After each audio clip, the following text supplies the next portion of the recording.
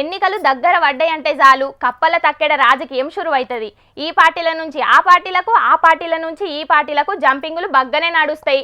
కాకుంటే ఇప్పట్లో ఎన్నికలు ఏం లేవు. ఇక స్థానిక సంస్థల ఎన్నికలు కూడా ఎప్పుడు జరుగుతాయో తెలియని పరిస్థితి ఉన్నది. అయినా కొంతమంది లీడర్లు పార్టీ మారిండ్రు. అది కూడా అధికార పార్టీలకు కాదు, ప్రతిపక్ష పార్టీలకు.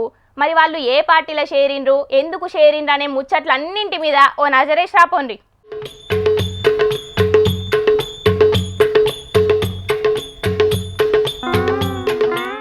ఈ వీడియో చూసినాక కారు పార్టీలో బగ్గమందే చేరిరని చెప్పాల్సిన పనే లేదు. నిర్మల్ జిల్లా నుంచి తెలంగాణ భవన్ కు వచ్చిన అన్ని పార్టీల నాయకులకు ఇలా గులాబీ కండువా కప్పి పార్టీలో ఏర్చుకున్నాడు పార్టీ వర్కింగ్ ప్రెసిడెంట్ కేటీఆర్ అన్న.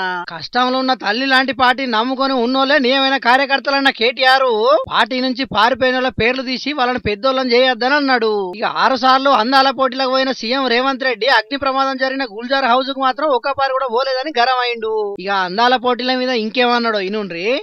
నిన్న మొన్న పోతుంటే నేను నల్గొండ పోయినా, నేను పెళ్లికి పోతుంటే మిస్ వరల్డ్ కంటెస్ట్ అన్నారు. నేను బ్యానర్ చూస్తే మిస్ వరల్డ్ కంటెస్ట్లో ఎవరి మొక్కలున్నాయిరా అంటే రేవంత్ రెడ్డి, జూపల్లి కృష్ణారావు, బట్టి విక్రమార్క. ఇలా ముగ్గురులో ఎవరు మిస్ వరల్డ్ నాకైతే అర్థం కాలేదు. పేరేమో మిస్ వరల్డ్, చూస్తేనేమో వీళ్ళ ముగ్గురు అందాల పోటీ వీళ్ళకి పెట్టినట్టున్నది కథ. ఇన్నరా మొన్నట్లా కూడా సరస్వతి పుష్కరాలయాల్లో సీఎం మంత్రుల కటౌట్లను పెద్దగా పెట్టి సరస్వతి మాత ఫోటోను కిందగా చిన్నగా వేసిరన్న ముచ్చట చెప్పుకున్నాం కదా. ఇక ఇది సుతం గసంటిదే అన్నట్టు. ఇక రాష్ట్రంలో కమిషన్ల పాలన నడుస్తుందన్న కేటీఆర్ కమిషన్లు తీసుకునే పనిలా కాంగ్రెస్ నాయకులు బిజీగా ఉన్నారని ఎడ్డిచ్చిండు. మొన్న ఒక మంత్రి గారు చెప్పిన మీరు విన్నారు, కొండ సురేఖమ్మ పుణ్యం కట్టుకునేది ఆఖరికి ఒక్క మాట మాత్రం నిజం చెప్పింది. మా ప్రభుత్వంలో ఫైళ్లు కదలాలంటే మంత్రులు చేయి దడపందే కాదు, కానీ నేను ఒక్కదాన్ని మాత్రం మంచిదాన్ని మా వాళ్ళు అందరూ లంగాలని చెప్పింది. ఆమె నిజాయితీ, ఆమె సంగతి నాకు తెలియదు కానీ మాట మాత్రం చెప్పింది, కుల్లా చెప్పింది. మంత్రులు పైసలు తీసుకుంటారు, ఫైళ్లు కదలాలంటే నిజాయితీగా చెప్పింది. ఇంకో తమ్ముడు ఉన్నాడు ఎమ్మెల్యేగా మహబూబ్ నగర్, ఆయన కుల్లా చెప్పిండు కాంగ్రెస్ ఎమ్మెల్యే 30% కమిషన్ తీసుకుంటాను మా మంత్రులని. ఇక ఆఖరికి కాంట్రాక్టర్లు వచ్చి సెక్రటేరియట్లో ధర్నా పెట్టిండ్రు. ఉప ముఖ్యమంత్రి బట్టి విక్రమార్క ఛాంబర్ ముంగట 20% కమిషన్ 30% కమిషన్ నీకితే మాకేం మిగులుతుందిరా భయ్ అని చెప్పి వాళ్ళు. ఇక వరంగల్ మహాసభ విజయవంతమయ్యే వరకు నోటీసుల డ్రామా సురు చేసిండ్రు.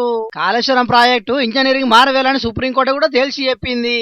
అయినా కాళేశ్వరం ముచ్చట్ల నిజం నిలకడగా నిగ్గు తేలుతుంది గాని నిజం గడప దాటే లోపట్నే అబద్ధం ఊరంతా తిరుగుతుంది అన్నాడు.